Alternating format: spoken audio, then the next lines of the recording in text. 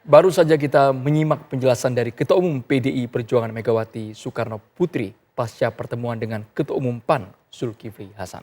Ya, kita ke informasi masih berkaitan dengan politik tentunya Andro. Kita mengetahui pemirsa bahwa bakal calon presiden dari Koalisi Perubahan untuk Persatuan Anies Baswedan menemui Ketua Majelis Tinggi Partai Demokrat Susilo Bambang Yudhoyono di Pacitan, Jawa Timur, Kamis siang.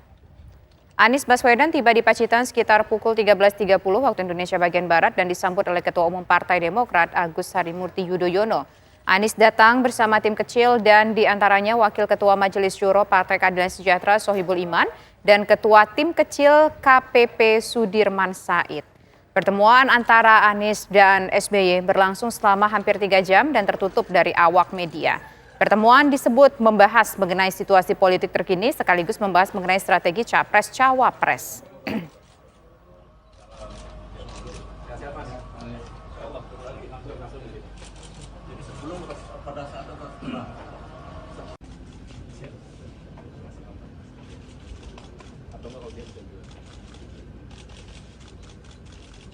Ada pertemuan Mas Anies dengan Pak SBY. Lalu siapa saja yang hadir dan apa hasil pertemuan antara bakal calon presiden Koalisi Perubahan untuk Persatuan Anies Baswedan dan Ketua Majelis Tinggi Partai Demokrat Susilo Bambang Yudhoyono? Ya, sudah bergabung bersama kami pemirsa ada Kepala Badan Komunikasi Strategis Bakostra Partai Demokrat yaitu ada Bang Herzaki Mahendra Putra. Selamat sore Bang Herzaki. Ya, selamat sore. Apakah suara saya bisa terdengar? Terdengar Bang Herzaki, kita ingin tahu siapa saja yang hadir di sana dan spesifiknya apa yang dibicarakan. Ya, kalau hadir di sana tentunya pertama bagi tuan rumah ada Pak SBY dan Mas AHY. Ya. Lalu pertemuannya adalah agendanya adalah Mas Anies Baswedan bersama dengan tim 8. Tim 8. Nah, Mas Anies didampingi tim 8 ini diantaranya ada Pak Sudirman Said dan juga Pak Dadang ya. Bersama teman-teman tim 8 lainnya. Nah, kalau kita bicara mengenai agenda apa yang dibahas di sana, tentunya karena kita memiliki ada perhatian ya, menilai situasi terbaru ya. Kita lihat bagaimana banyak hal yang didiskusikan, karena cukup panjang. Tiba di Pacitan jam 12 siang, Mas Anies, lalu baru kembali itu jam 5 sore. Nah, jadi memang ada 3 pertemuan, ada 3 agenda. Dan pertemuannya yang awalnya selesainya direncanakan jam 3-an, nyata sampai ke jam 5 sore ini. Karena kita banyak membahas mengenai situasi demokrasi dan ketatanegaraan yang makin memburuk gitu. Ya, kita melihat situasi kayak gini bahwa membaca suasana batin rakyat ini menghendaki perbaikan. Nah, ini yang kita cermati kemarin, terutama dalam tata kelola negara, etika politik, penegakan hukum, dan praktik korupsi yang kian mewarnai pengelolaan negara. Nah, inilah yang kemudian bagi kami menjadi agenda besar yang akan kita cari solusinya ke depan. Nah, kami ingin sehingga merasa perlu melihat situasi begini untuk melakukan akselerasi konsolidasi nih. Nah, bagian dari akselerasi ini tentu kita tukar pikiran ya, apa-apa yang sebaiknya dilakukan dalam jangka pendek, ya, jangka menengah, maupun kemudian menuju ke Pilpres ini, maupun pasca Pilpres nanti gitu. Bagaimanapun ya, saat ini Pak Anies juga, meskipun ini banyak nih pertanyaannya kan selalu ditanyakan nih, ya kan? Bagaimana dengan bicara mengenai cawapres? Ya memang saat ini Pak Anies dibantu tim 8 sedang memfinalkan pilihan opsi-opsi calon pasangan.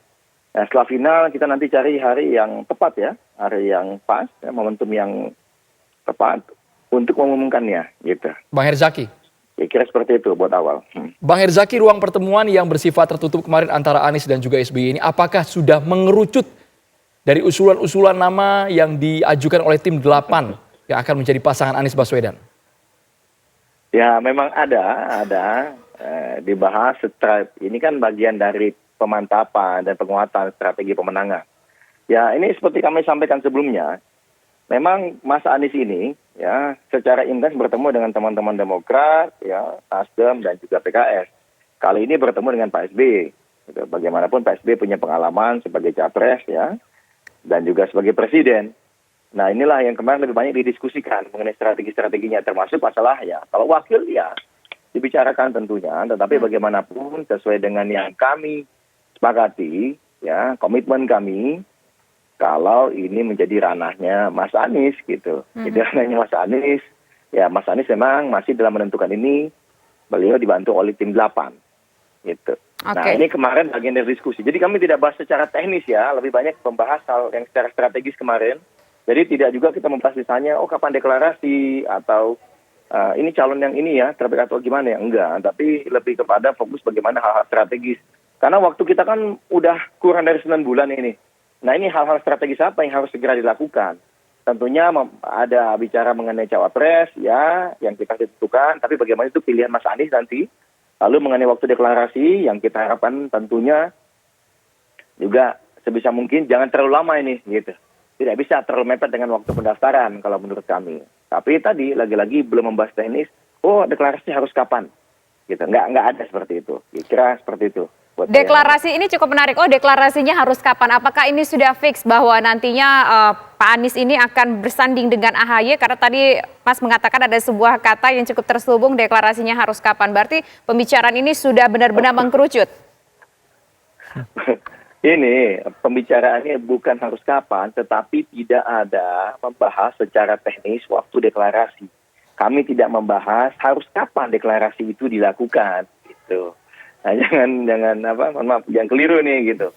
Ya, jangan keliru. Memang kalau kami hanya menyampaikan ya dalam diskusi di awal itu Pak SBY, Mas Anies, Mas AHY dan teman-teman tim 8 ini juga menimbang ya waktu deklarasi ini seperti apa baiknya gitu. Tetapi tidak bicara mengenai Juni, Juli, Agustus atau tanggal berapa, harus berapa enggak, tetapi bagaimana momentum deklarasi ini bisa menjadi bagian untuk semakin memastikan ya, keyakinan publik, keyakinan rakyat bahwa koalisi perubahan ini sudah tuntas, sudah final, ya kan, dan siap memenangkan kontestasi 2023. Kita tahu saat ini sudah ada calon yang lain ya, ada Mas Ganjar dan ada rencana katanya Pak Prabowo juga. Nah tentunya jika kita mendahului ya, setelah capres kemudian menjadi cawapres, misalnya sudah ada juga nih, ya ini kan bisa menjadi semacam momentum. Tapi kita juga bisa meninjau kalau misalnya pilihannya tidak tepat, ini akan membahayakan perjuangan kita juga. Sehingga memang mesti benar-benar hati-hati.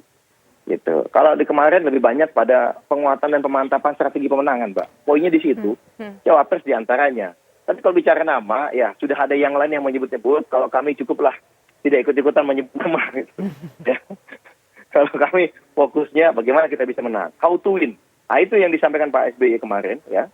Bagaimana kita bisa menang, karena bagaimana tantangan kita sebagai koalisi perubahan ini kan akan menghadapi status quo, menghadapi Bang Herzaki terkini juga gitu. Bang Herzaki, gimana Pak? Tapi ini kan tidak keluar dari ciri-ciri yang pernah disodorkan oleh Anies Baswedan, kompeten, kemudian punya efek elektoral dan juga punya pengalaman di pemerintahan. Atau kemarin lebih cair dan di luar 3 ciri-ciri yang diajukan tersebut? Oh nggak ada itu. Ciri-ciri pengalaman di pemerintahan saya belum pernah dengar malah. Yang kami tahu itu satu punya ya efek elektabilitas, bisa membantu elektabilitas. Jadi secara pribadi punya efek elektabilitas yang bagus. Yang kedua dengan bergabung bersama Mas Anies sebagai suatu pasangan itu meningkatkan elektabilitas Mas Anies, bukan malah mendegradasi, itu satu. Yang kedua setahu kami adalah teruji kepemimpinannya, bukan di pemerintahan atau berpengalaman di mana gitu, tetapi sudah teruji kepemimpinannya gitu. Nah yang ketiga juga memiliki kontribusi terhadap koalisi. Jadi bukan bawa pepesan kosong gitu ya, tetapi juga punya kontribusi dalam koalisi. Yang keempat juga siap untuk menjadi duit tunggal. Ya, jadi harus chemistry-nya harus masuk nih dengan Mas Anies gitu. Ya, yang terakhir tentunya memiliki semangat perubahan. Ya, kami berpegang pada piagam perubahan saja. Itulah yang kita sudah sepakati. Ya, itulah yang akan kita dorong gitu. Hanya saja lagi-lagi nih masalah nama Mas Anies yang menentukan. Karena kami sudah memberikan mandat itu kepada Mas Anies. Gitu. Oke. Baik, terima kasih Bang Herzaki atas waktu dan informasinya bersama kami. Selamat sore.